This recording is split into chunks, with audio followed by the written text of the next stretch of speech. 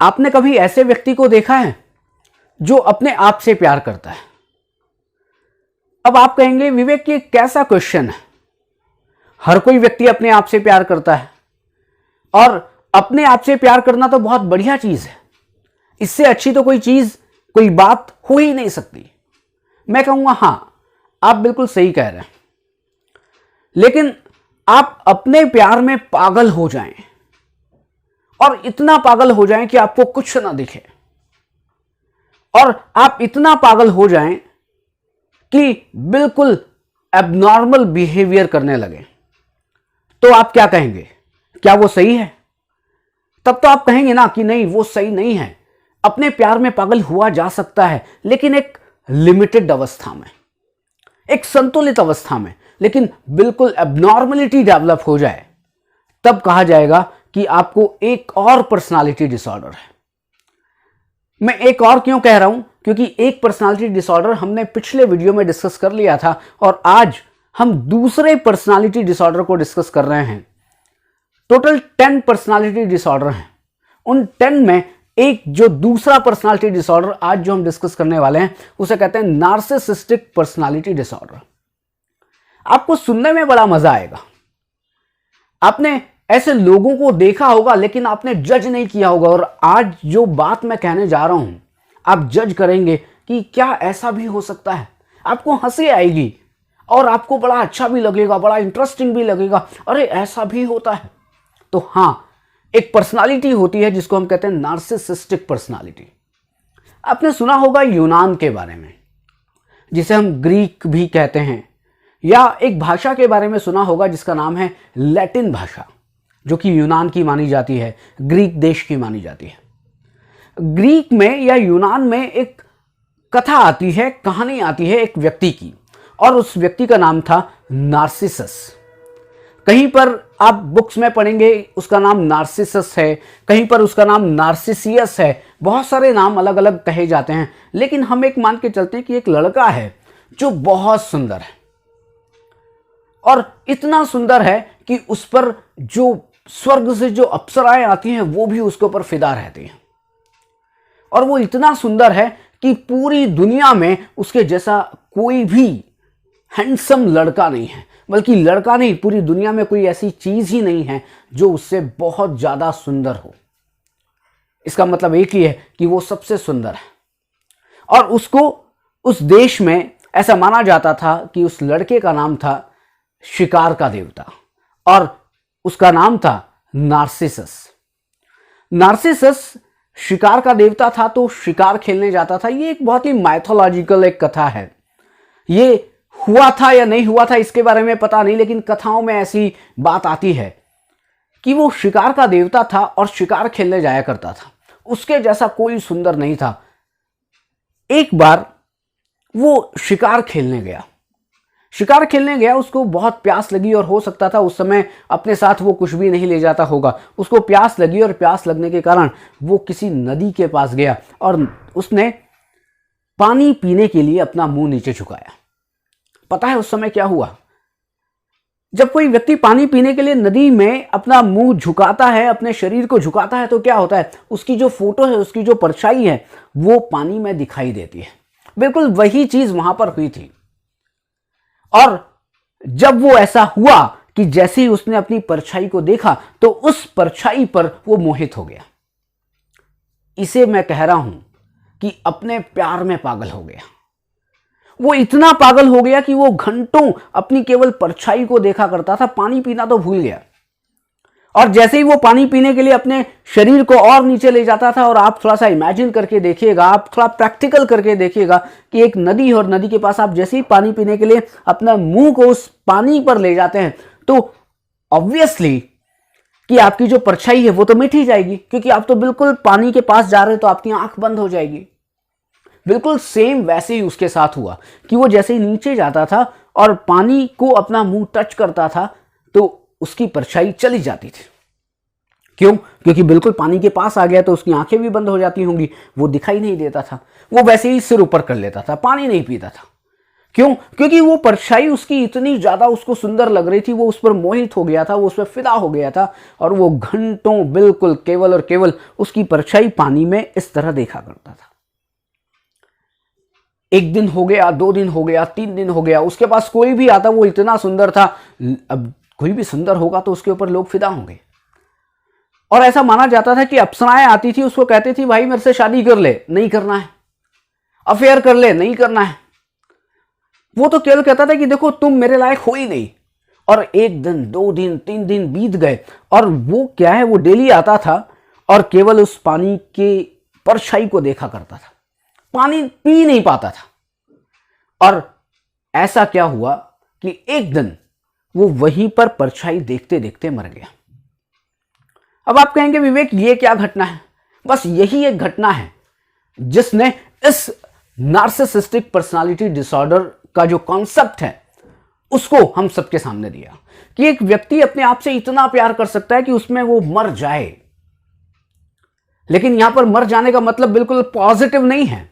यहां पर ऐसा कि वो बिल्कुल सब भूल जाए, और वो जब वो मरा तो ऐसा माना जाता था कि वहां पर एक फूल खिला, जहां पर वो बैठकर अपनी परछाई को देखता था, वहां पर एक फूल खिला, और वो फूल था नार्सिसस फ्लावर, और जिसको इंडिया में हम नरगिस का फूल कहते हैं।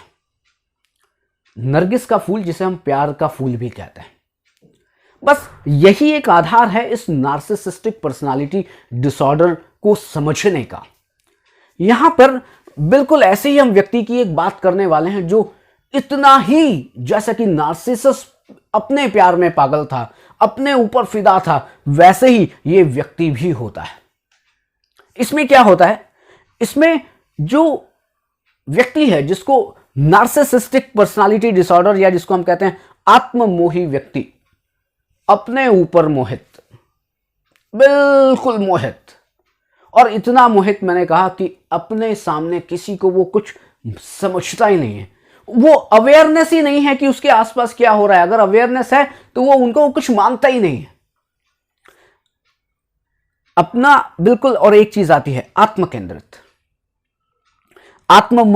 आत्मकेंद्रित, और अपने महत्व की बात करता है, आत्म महत्व की बात करता है। देखिए वो इस तरह की बातें करेगा कि मेरी वैल्यू है, मेरी समाज में बहुत वैल्यू है, मैं एक बहुत बड़ा आदमी हूं, तुम जानते नहीं हो मैं कितना बड़ा आदमी हूं। और अपने सामने वो किसी को कुछ नहीं समझेगा, केवल अपनी ही बातें करेगा, अपने लिए ही सारी की सारी परिस्थितियों को बनाएगा। ऐसा होता है नार्सिसिस्टिक पर्सनालिटी। और जब बिल्कुल वो ऐसी पर्सनालिटी हो जाए, ऐसे गुण आ जाए कि उसका जो डेली रूटीन है वो भी डिस्टर्ब हो जाए, उससे इतना, अपने आप से इतना प्यार हो कि लोग उससे परेशान हो जाएं, और वो तो कहेगा मैं तो बिल्कुल ठीक कर रहा हूं, लेकिन लोग उससे परेशान हो जाएंगे और लोग उसको डॉक्टर के पास ले जाते हैं कि साहब ये पागल हो गया है, ये अपने ही प्यार में पागल हो गया है।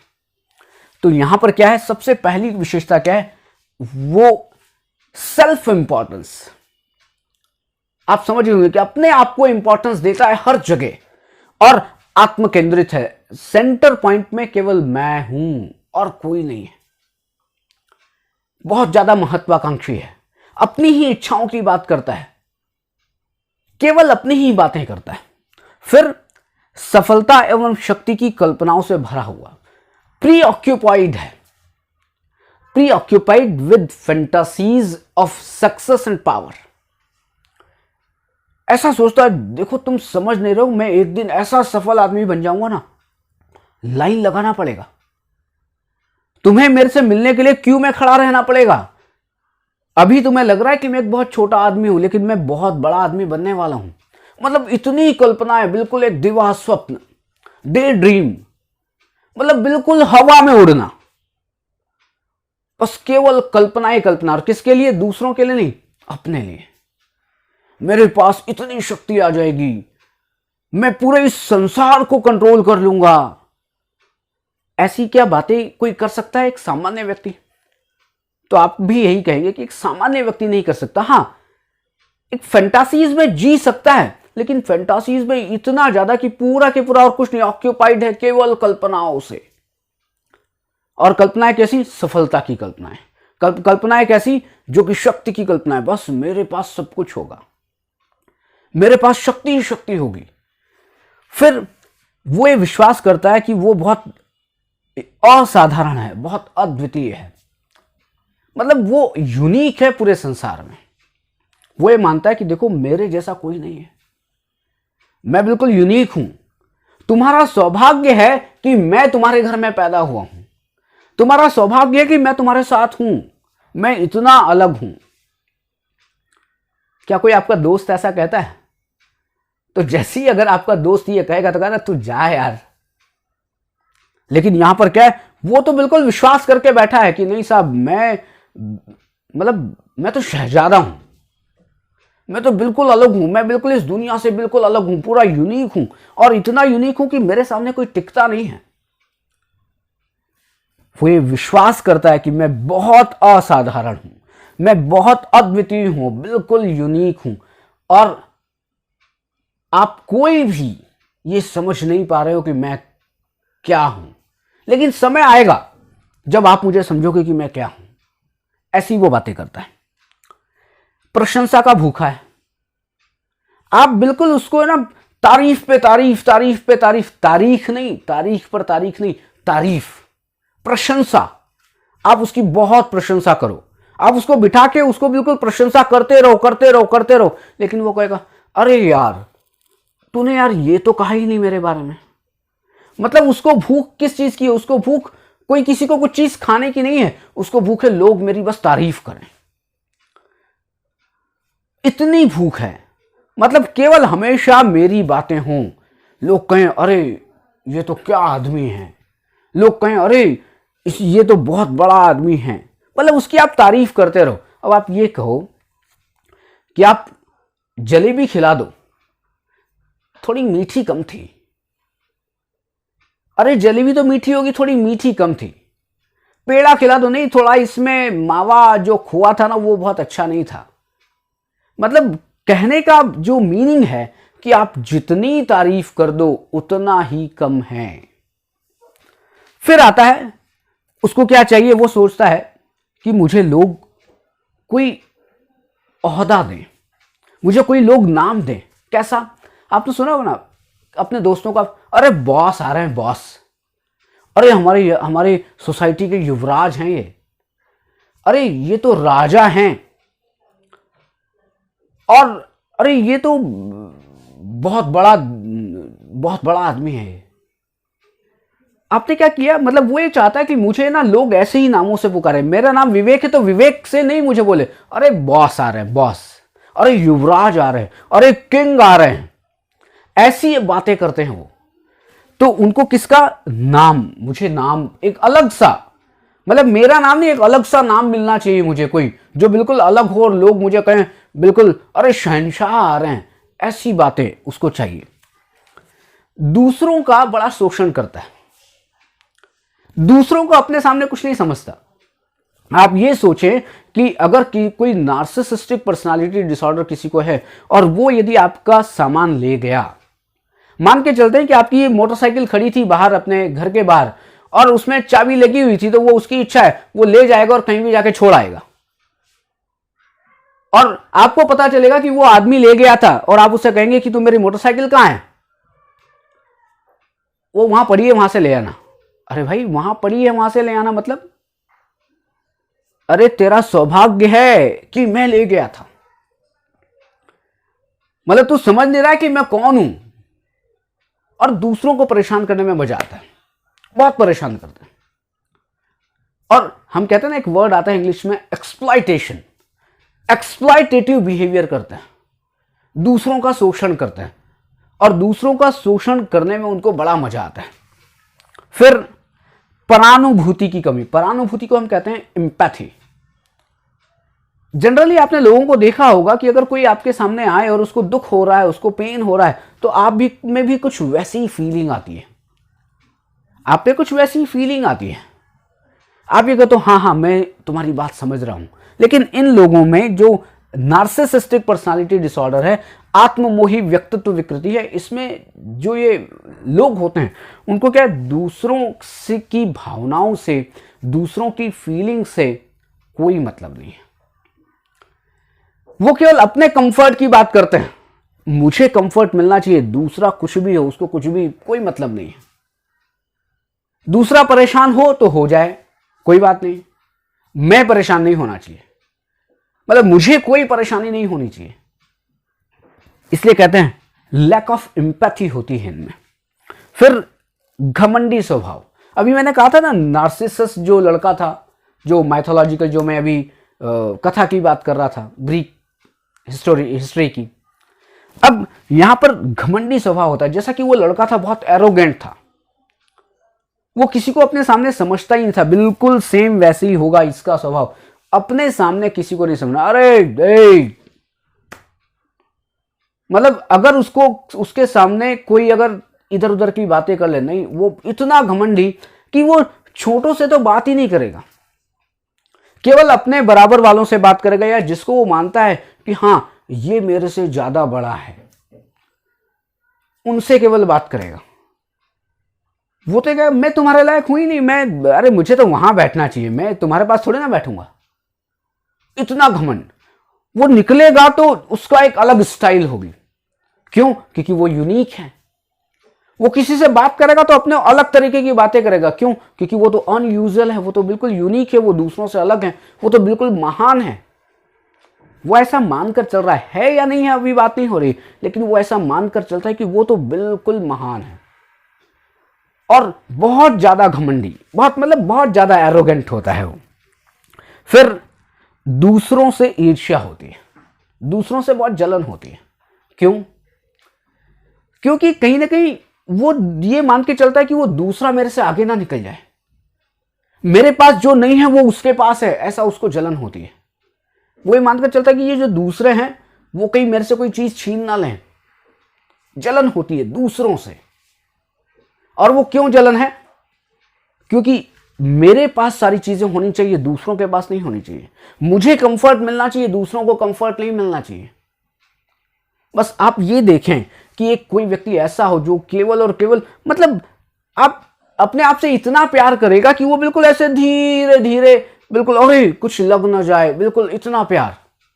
आप इतना प्यार कर सकते हैं, बिल्कुल एबनॉर्मल वाला।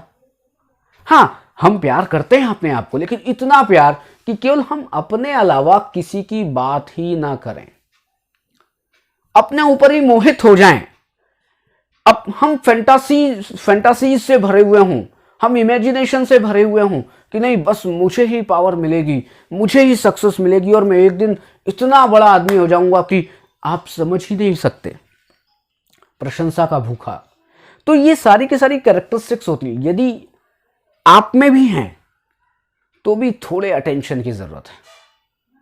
सेल्फ ऑब्सेस्ड बहुत ज्यादा होना, अपने शरीर से बहुत ज्यादा प्यार करना कि आपको दूसरी कोई चीज, कोई बात समझ ना आए, तो फिर मेरी बात ध्यान से सुनिएगा कि आपको अटेंशन की जरूरत है। ये जो नार्सिसिस्टिक पर्सनालिटी डिसऑर्डर या कोई भी पर्सनालिटी डिसऑर्डर है, उनमें अपने लिए वो ये मानकर चलते कि मैं गलत हूं ही नहीं, मैं तो जो कर रहा हूं वो बिल्कुल सही कर रहा हूं। तो ये लोग डॉक्टर के पास नहीं जाते हैं, इनको डॉक्टर के पास ले जाया जाता है, क्योंकि फैमिली मेंबर्स इनसे बहुत ज्यादा परेशान हो जाते हैं। ये है नार्सिसिस्टिक पर्सनालिटी डिसऑर्डर। और मुझे लगता है कि ये टॉपिक आपको समझ में आया होगा, क्योंकि बड़ा इंटरेस्टिंग टॉपिक है। और आप जब बुक में भी पढ़ेंगे तो ये आपके लिए एक बेस तैयार हो गया, और आप बुक में पढ़ेंगे तो आपको और अच्छी तरह समझ में आ जाएगा। और अगर ना भी पढ़ें तो ये आपके लिए सफिशिएंट है, आप इतना समझ जाएं, आपको नार्सिसिस्टिक पर्सनालिटी डिसऑर्डर समझ में आ जाएगा। तो फिर आप एक स्क्रीनशॉट ले लें इसका, कि जो भी लिखा हुआ है, जो भी पॉइंट्स हैं, वो आपको सबको एक साथ आपके कैमरे में कैद हो जाएं। Thank you. फिर अगले वीडियो में मिलते हैं। धन्यवाद।